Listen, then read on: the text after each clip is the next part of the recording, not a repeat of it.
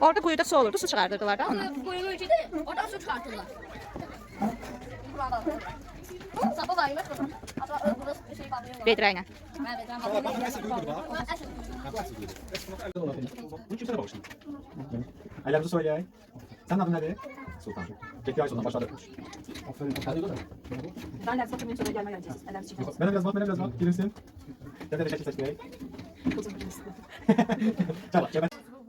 Görürsən hamı eləyəcək. Hamı növbəni eləyəcək. Növbəti. Növbəti.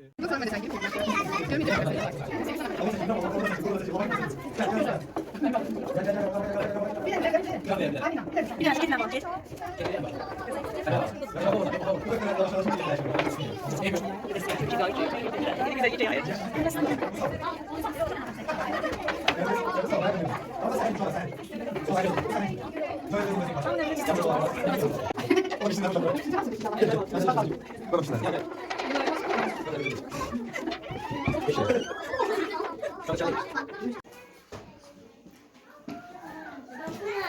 Növbəti yaşayış evidir. Xaçıxana adlandırılır. Xaçı torpaq, ana ev girməlidir. Torpaq ev. Baxın, ev torpaq seviyesi aşağı yerləşir. Torpaq qazıb evin içinə tökülür. Buna görə də bu evin içərisi elektrikli sərin olurdu. Ancaq yayda istifadə edirlər. Əsasən çobanlar istifadə edib, nə vaxt ki sürünü yaylağa aparırlar, gündən qorumaq üçün belə torpaq evlərdə, qazmalarda yaşayırlar. Daha ötürü aşağı bax bu girdi. Bayaq sizdə girməmişlər. Girlə samanı qarışdırıb yan örtünü düzəldir. İndi isə bu daxılınca abidəmiz olub.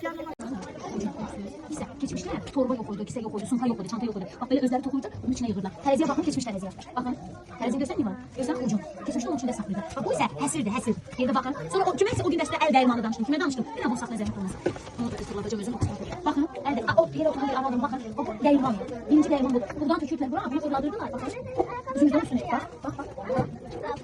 Bunun içində əziyyət olduğunu. Buradan tökürdülər bura, bunu fırladırdılar oldu. Bu əl dəyirmanı. Bu bax səbət, tərəziyə keçmişdə səbət. Bəli. Haçadan xurcun toxuyurdular baxın. Torba yox idi, kisə yox idi. Yaxınlaşma.